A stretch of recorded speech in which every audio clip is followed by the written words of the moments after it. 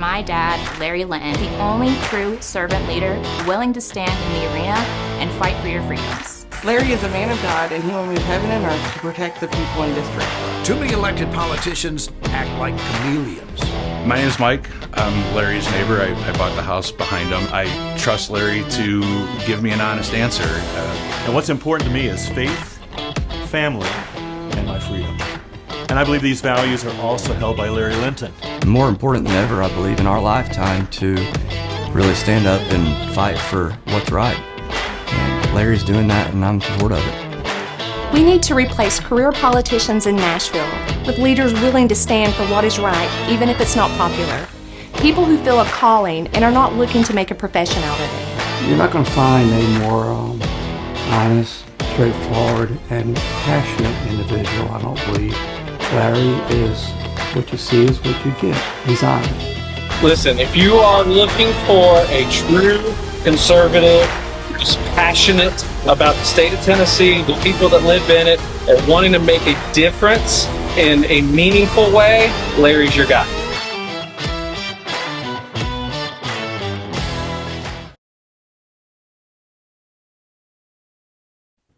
Good Monday morning, folks. Once again, this episode is being released as I'm making my way home from Wyoming this week. Before we get too deep, though, I want to ask the audience to join with me in lifting up the many people affected by Hurricane Helene recently. The widespread death and destruction is nearly overwhelming. Thankfully, it didn't impact my home nor my daughter's home, and both of my girls, along with the puppies, they're safe. Kaylee's home did suffer a power surge, possibly from a close-by lightning strike or something, and it killed a bunch of electronics in her house. But those things, they can be replaced. Many people in Tennessee, North Carolina, Georgia, and Florida lost more than just material possessions. They lost their lives. I'm grieving for all those families that lost loved ones and lost everything they owned. So please, keep all those affected in your prayers along with me. Now, I just wrapped up my latest coaching engagement with the well servicing crews in the Wyoming, Montana, and North Dakota areas. I did not visit as many states during this engagement as I did on my last one, but the number is still impressive. Colorado, even though that one was only for a couple of layovers, and then it was on to Wyoming, South and North Dakota, and finally some work out in the field around Baker, Montana. I want to send a shout out to the audience members that interacted with my poll on the Spotify episode, as well as the comments on the podcast page on Facebook. If you follow the podcast page on Facebook, you would have seen that the big tech overlords over at ScrewTube took down last week's episode. They said it violated that site's community guidelines, which is funny in and of itself. I submitted an appeal, of course, and it was promptly denied. I mean, extremely promptly. It took less than 5 minutes for them to review the 40-plus minute episode so they could determine the episode still violated their guidelines. Which means two things, really. The first one is they really didn't review the episode at all.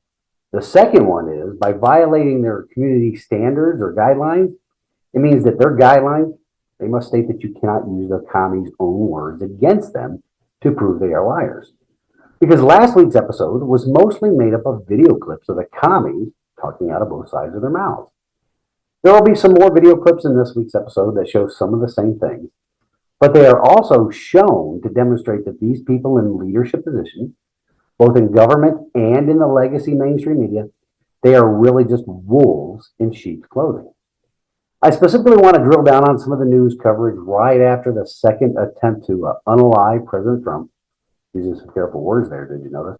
Anyway, I'll show you some attempts of the legacy media to cover their tracks, both in the past and while going forward into the future. A good rule of thumb that I have developed over the past few years, folks, is this. Whenever the talking heads on TV are trying to tell us something, it means the complete opposite is true. This applies to government agencies as well.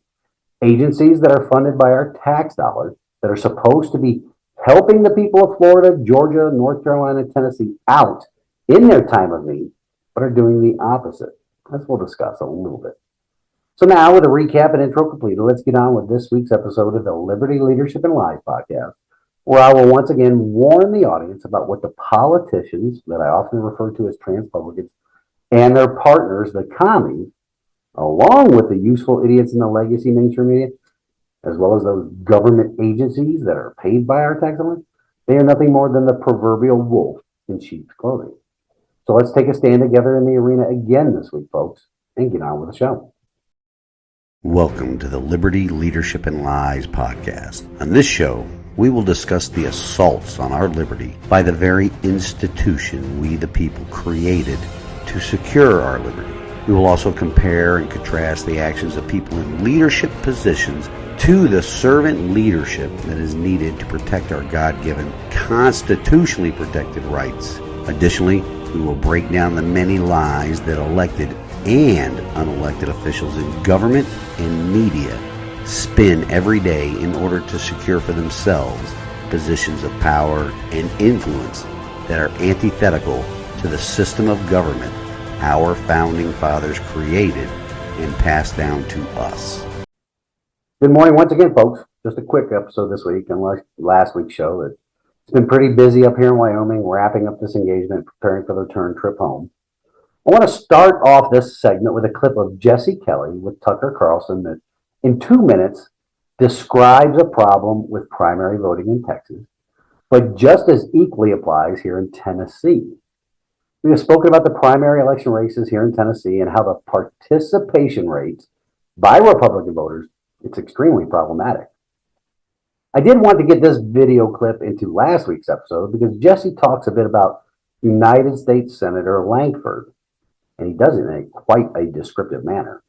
That was not the reason why I wanted to include it, though, but for another reason, which we'll talk about on the other side. Give it a watch, but for the voters that are in quote-unquote red states, think about what it means for you, and especially here in Tennessee. Here it is. But we have a primary voter problem because the reddest states, they are sending the most putrid losers to Washington, D.C. John Thune, John Cornyn, Mitch McConnell, James Lankford, Naked Ken Doll Lankford out of Oklahoma. These people are from our reddest states. Wait, what did you call him? Naked Ken Doll. Have you ever seen a Naked Ken Doll? There's nothing there. So, no, I'm not bragging. I've never taken off Ken's pants, but it's just... Well, believe me, that's what you're going to find if you ever disrobe James. But the point I'm stealing that. The point is, we have this red state, and because it is red, look, I moved here on purpose. My wife and I, we had 2 kids. I moved here without a job because I love Texas people so much, because that's what we do. But that niceness can also burn us as well, because you move to a safe place. I'm in a neighborhood without crime. I'm in a state that's Republican. I have this, I have that. And you think to yourself, we're fine. We're not fine. The demons come for what is good. What is good. It's not an accident. If you've ever sat at home and you watched any of this child tranny stuff or anything like that before, and if you ever said something to yourself like, why the kids? Why can't they just leave the kids alone? People love saying that on the right. I don't understand why they can't leave the kids alone. The kids are where they went first, because the kids are the most good, because the kids are the most innocent. They're not going to come after me. I'm a horrible human being. The kids are the most innocent, and so that's why they went after them. Whatever is good, whatever is right, that's what the devil goes after first. And if you think your state of Texas is safe, it's the most unsafe, because these people look at you and your family and your values and your guns, and it's a reminder of everything they're not, and it's a reminder of everything that can stop them. So we're not safe, and we have to start getting more involved locally and in primaries. It is a disgrace that John Cornyn is a senator from this state. That should never happen again. Disgrace. Well, what do you think?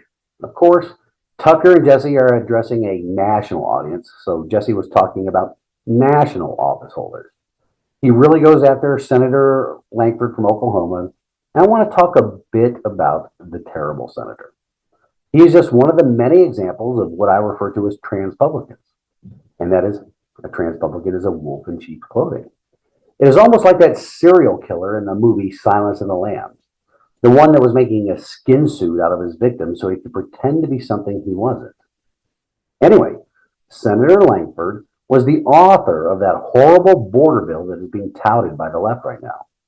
If you didn't listen to last week's show where I mentioned that bill as it related to the 3-on-1 debate that President Trump participated in, here are some of the specifics of that bill. First, the border security bill that President Trump rightly called up members of Congress and told them to kill. That bill would have codified, meaning put into law, the border czar's catch and release policy. The Border Patrol agent that testified to Congress that I showed in last week's show called it the process and release policy, but catch and release is really what the commies in Washington, D.C. are directing them to do. And if you were paying any attention to the news last week, it should really frighten you about the level of depravity of those serving in Washington, D.C. as it relates to the difference in the treatment of the tax-paying citizens of this country and the replacement voters the new aristocracy is importing into the country. What I'm referring to here is data provided to a Tennessee congressman by ICE, and Immigration and Customs Enforcement, which is another one of those 3-letter agencies funded by our tax dollars. Well, this taxpayer-funded agency reported that there are 13,099 non-detained catch and release, non-detained non-citizen criminals convicted of murder that were released into the nation's interior. That's into our neighborhood, folks. There were nearly 16,000 non-detained non-citizen criminals convicted of sexual assault that were caught and released into our country. In total, nearly 500,000 non-detained, non-citizen convicted criminals that our government, yes, the government that hates the tax-paying legal citizens of this republic, that our government released into our states, cities, towns, and neighborhoods. That border bill presented by so-called Republican Senator Lankford would have codified that action. Next big problem with that bill was it put a threshold of when to begin enforcement of our immigration laws along the southern border only after 1.8 million illegal aliens had crossed into the interior. Just peachy, right? That is our government, made up of communists and people that claim to be Republicans. That is our government telling us we'll only enforce the law after nearly 2 million people break the law in entering the country. That's like the police telling us that they will only stop bank robbers from robbing the local bank after it has been robbed a certain number of times, or stopping a serial rapist or serial murderer only after a certain number of victims have piled up. There are also many other issues in the funding portion of that bill that continue to have the taxpayers on the hook for the non-governmental organizations, those NGOs, that are facilitating the invasion, along with footing the bill for the lawyers for the criminal illegal aliens. So we can trust the government that is comprised of mostly lawyers to do something that benefits the second oldest profession to the detriment of the liberty of the people they swore an oath to defend and protect. They are wolves feeding on our money and on our lives, all to keep themselves in positions of power and control. Like I said many times, it's high time that the people all turn into Little Red Riding Hood. If you know how that story ends, then you know what I mean. Also, that bill would not have funded the deportation of illegal immigrants, nor was there any funding for a wall. Now I'm going to move on to the next clip that shows just how the leadership in the Biden-Harris White House is nothing more than wolves in sheep's clothing. I'll show it first, then come back with some commentary on the other side. Give this a listen. 2 days since somebody allegedly tried to kill Donald Trump again. And you're here at the podium in the White House briefing room calling him a threat. President Biden has been clear-eyed about the threat that the former president represents to our democracy. How many more assassination attempts on Donald Trump until the president and the vice president and you pick a different word to describe Trump other than threat? Peter, if anything from this administration, I actually completely disagree with the premise of your question, the question that you're asking. It is also incredibly dangerous in the way that you're asking it, because American people are watching. And to say that from an administration who has consistently condemned political violence from an administration where the president called the former president and was thankful, grateful that he was okay, from an administration who has called out January 6th, called out the attack of Paul Pelosi, called out and said we need to lower the temperature after the Butler incident. And now for you to make that kind of comment in your question, because your question involved a comment and a statement. And, it is, that is also incredibly dangerous. That person that Peter Doocy is engaged with at the White House briefing room is what a wolf in sheep's clothing looks like, folks. And she is the press secretary for the President of the United States of America, a significant leadership position within the executive branch of our government.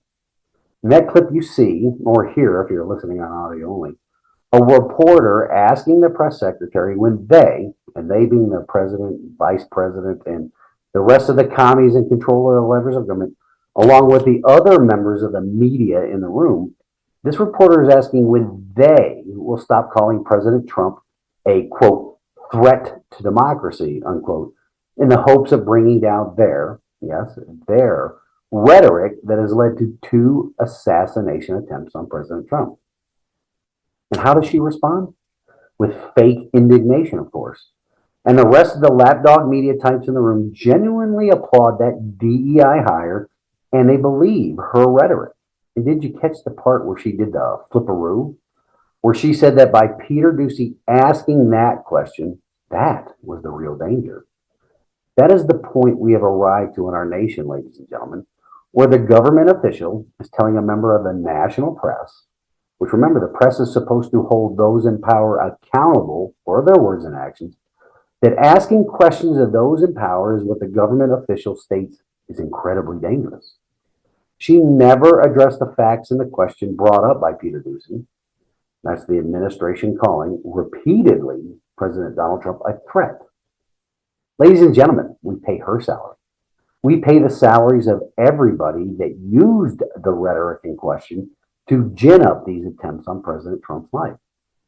Now, I really don't want to go over last week's show too much more, but when a member of the new aristocracy is stating a member of the press is acting dangerously by asking them questions and calling out their hypocrisy, is just one of hundreds, if not thousands, of examples of them being the wolves in sheep's clothing, waiting to pounce and destroy the flock. We're going to take a brief break right here and come back on the other side with more examples, so please stick with me.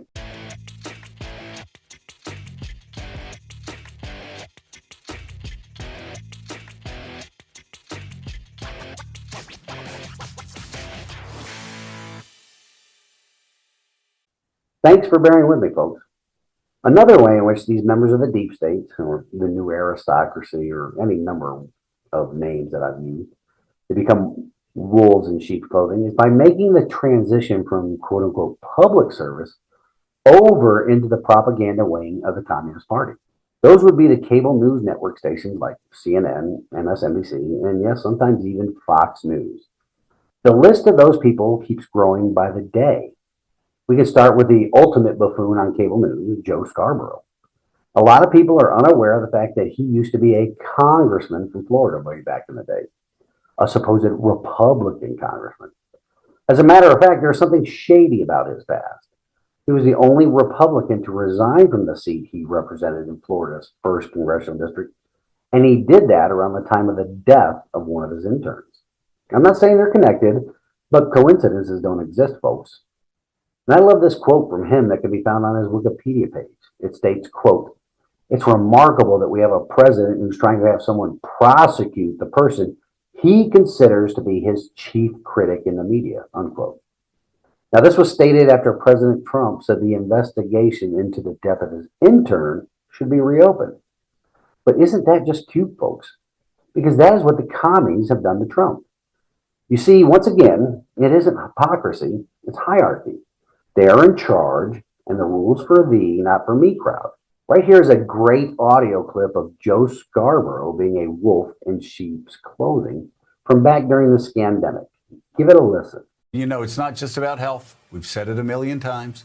If you don't care about how your neighbor is, if you don't care about your children's health, if you're too stupid to care about what your doctor says or science, and you're just looking at QAnon conspiracy theories, or you're just looking at Facebook, wake up, snap yourself out of it. Be selfish if that's what it takes, and know that your small business depends on it. Your job depends on it. Making sure your community stays up and making sure entrepreneurs actually have an economy where they can create businesses, grow jobs. And again, those jobs will mean you will be better off financially as well. So if you can't do it for the right reasons, if you can't do it to protect your children and to protect your neighbors and to protect your communities and protect your friends that you go to church with or go to synagogue with, do it for your bottom line. Now, the reason it was an audio clip, folks, is because I was unable to download a video, so just the audio. So I created my own little video just for that. That, though, folks, is a member of the national media parroting the government's talking points about the jab. And he has never apologized for the absolute lie he pushed in that segment either. And he pushed it for a reason. Just like the good commies in government, he is an advocate of government control over every aspect of our lives. And it takes coercion to make it happen. What I'm about to show you next should wake up everybody in this nation, especially those fence sitters or the people that just want to be left alone. In this video clip, the sheep's clothing is being completely abandoned by the elected representative when she openly admits to what many people capable of critical thinking have already been made aware of for years, if not decades now. Give this a listen. What is the point of this subcommittee? Because it's necessary for the public and the media to hear, to try, and provide cover for the eradication of the Department of Justice and the FBI. We are having these hearings so that you become immune. You become inured to the notion of the removal of the FBI and DOJ, so that those agencies are no longer there to serve as a check against white nationalism, great replacement theorists, Christian nationalists, white fragility, fascists, and the twice impeached convicted felon, former president and would-be dictator, Donald Trump. Were you paying attention to her words, folks, and the meaning behind them? No longer there to serve as a check against white nationalism, great replacement theory, which that's actually a theory put forward by the communists. And we've all been witness to that theory being put into practice unrestrained for the past 3.5 years. But this elected commie continued with Christian nationalists or white fragility, whatever the heck that is, and more. Right there, this elected official admits that the DOJ and FBI has been weaponized by the government against conservatives, and she is warning that the hearing she is participating in is meant to numb the people to the fact that they should, and rightfully so, those organizations should be dismantled. Now, why did I pick those two people? Well, because both started their lives as declared Republicans. Yes, wolves in sheep's clothing, folks. Now, I was going to get into more about them and other members of the deep state, like former CIA Director John Brennan and former Deputy Director of the FBI, Andrew McCabe, like I talked about in the intro to the show. And they were two key players in the Russian collusion hoax used to weaponize government against a presidential candidate and then the elected president of the United States, and how they have transitioned from using the power of the government against the people to now using the power of the legacy mainstream media against the people. I had some really good stuff from an appearance by McCabe discussing the second unaliving attempt on President Trump, but I will move into next week's episode on live. You should tune into that because parts of it touch upon an aspect of the big steal that happened in 2020. Anyway, that was the direction of this episode until I had a great conversation with my daughter over the weekend. We talked about some geoengineering reports that may or may not have taken place as it relates to the recent hurricane devastation in North Carolina and right in our backyard of Tennessee. We discussed the government's malfeasance in the so-called recovery efforts, which I will touch upon in my closing thoughts. But she also brought to my attention a news article that surprisingly I had not seen, nor have I heard talked about in the conservative circles at all. The article was in the New York Post and was published on the 30th of September. The article described an appearance that the current vice president and communist candidate for president of the United States made on a podcast. The podcast is titled All the Smoke and is hosted by two former professional basketball players. By no means poor or any level of middle class financially people, which will tie into some of what I'm about to show you. So the hosts of the podcast are Stephen Jackson and Matt Barnes. Anyway, why some of the things Commie-La said on this podcast clearly demonstrate that she, along with the two co-hosts of the show, are nothing more than wolves in sheep's clothing as well. In this first clip, watch how Commie-La almost does it again with her most famous line about her plan to fix the economy, an economy she is directly responsible for wrecking. Yes, I said directly, because as the Vice President of the United States, in that role, she also serves as the President of the United States Senate. And that president casts a vote in the event of ties in that chamber. Well, she was the tie-breaking vote for the artful lie named American Rescue Plan Act and the Inflation Production Act, both of which pumped trillions of dollars of printed money into the economy, which is the sole cause of the record inflation we are experiencing under this communist administration. So here it is. Economy, small business, black business. We actually just started our business in January, so we've grown from a show to a whole entire company. What is your economic plan moving forward for people who are living paycheck to paycheck and struggling for groceries and rent and homeowners? So look, I grew up. So my sister and I were raised by our mother. We lived for a long time in an apartment on top of a child care center.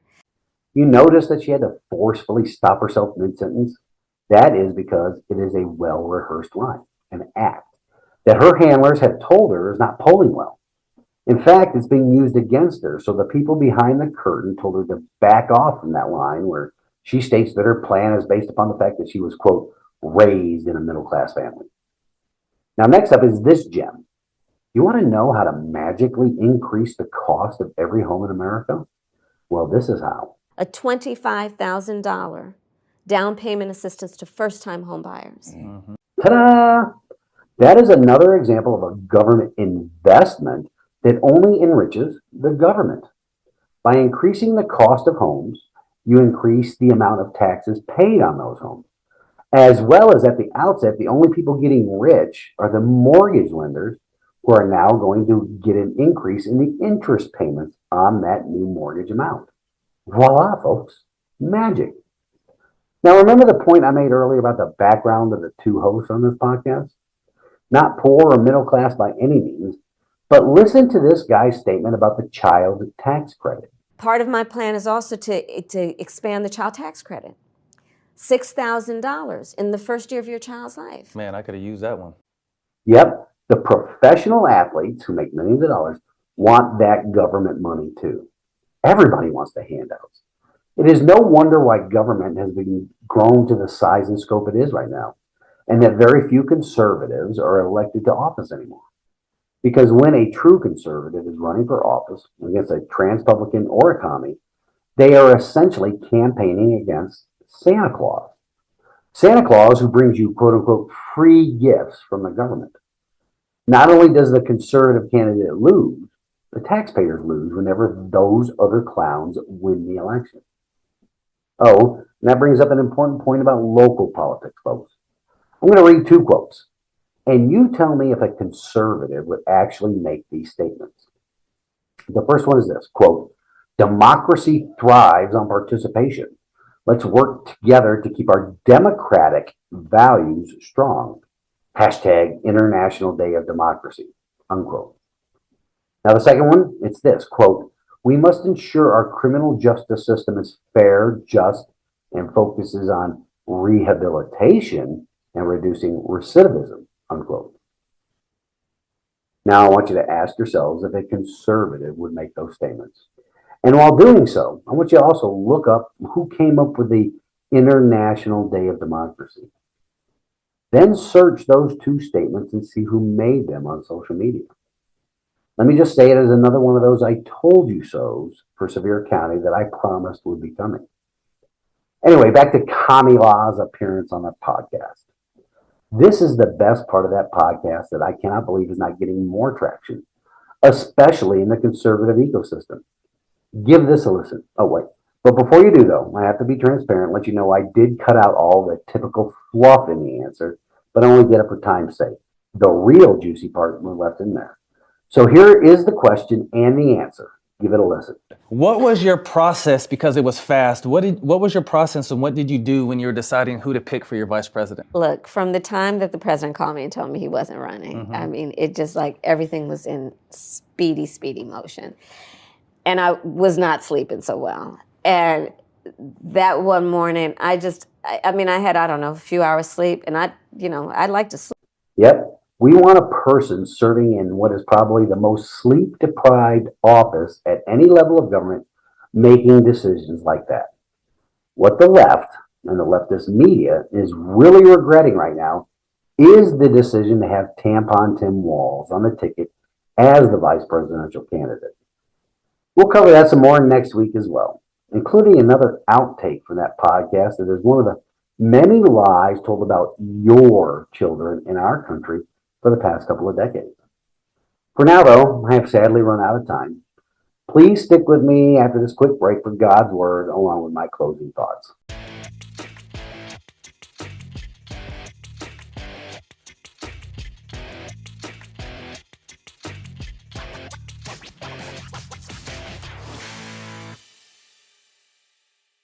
All right, folks, we're back for my closing thoughts. I know the past couple of shows have been focused on national issues instead of Tennessee-specific issues, and that's because we have a mission right now in front of us to win the national election and slow down the destruction of the republic. The primary elections in Tennessee, they're over, and there's nothing we can do now about the state level. Because for Tennessee state government, the primary elections are the general election. The needle is barely moved by the general, which is a sad state of affairs, as we have discussed many times in the past. And it's something we definitely need to address in the future. But always, people, beware the wolf in sheep's clothing. Not only are they in elected office at all levels of government, they are occupying most of the national news media outlets. Organizations that are supposed to be telling we the people the story and letting us come to our own conclusion. Instead, they are telling us a story and attempting to discredit or silence any other aspects that shed a light on the truth. Keep in mind, fact checkers are a new phenomenon that only came about when the powers that be started losing control of the narrative and the people started to think for themselves. And they also had the ability, now that the internet is in the palm of their hands on their smartphones, have the ability to look at a story from many different angles. The different angles weren't as readily available then as they were now, which is causing damage to the government and media symbiotic narrative that used to control the public's perception of every major news story. Now, this week's wisdom from God's Word comes to us from 1 Timothy chapter 3, verse 13. Evil people and pretenders will go from bad to worse. They will fool others, and others will fool them. As we have all been witness to over the past couple of weeks, the evil people and pretenders in our national government have gone from bad to worse. They have fooled the American tax-paying citizens for more than 100 years now, and they have been played for fools on the world stage. Either that, or they have been a willing participant in the fleecing of the citizens in this country with their tax and spend policies that provide more support to foreigners and their countries than the support the U.S. government provides to the people here at home. Here are some of the facts that back that up.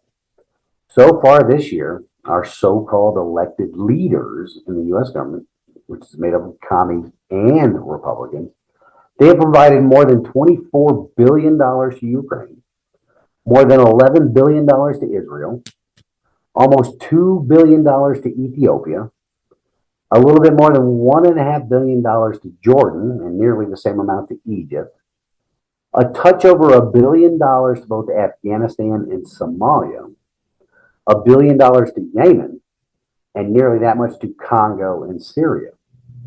Only one of those countries I just listed can be called a friend of the United States of America. The usurpers of our liberty and government has also provided nearly $10,000 each to every illegal immigrant that has entered our country. How does that compare to $750 to a family for only some of the American citizens that lost everything during this recent hurricane? Keep in mind, too, folks, that our wannabe President Commie-La is on record that paltry funding will also be distributed based upon equity as well. Not equally among the people that lost everything, but upon equity, which means based upon the melanin content of skin. There's nobody coming to our rescue when things go bad, people, especially not the government that we apathetically let get elected. And also, that government is stopping American citizens that are trying to bring aid and comfort to the areas hit hardest by the flooding and wind damage. FEMA, another federal agency funded by taxpayers, along with other entities of the national government, are actively working against individual recovery efforts being attempted by private citizens to help their neighbors in need. Why, you may ask? Well, it's because it is the national government's ultimate goal to have every person in this country, legally or illegally, become dependent upon the government to be the solution to all of the problems. Despite the fact that government is typically the cause of all of those same problems, they want us all to be dependent on them financially and physically. They control the economy and the medical community and nearly every other aspect of our lives. And then when they institute their mandatory gun buyback of our guns, they will force us to be dependent upon them for our safety. They are evil, and the people that have been fooled into thinking government is the solution has only perpetuated that evil. Well, that's it for this week, folks. Until next week, stand in the arena with me. Reveille, it's time to wake up.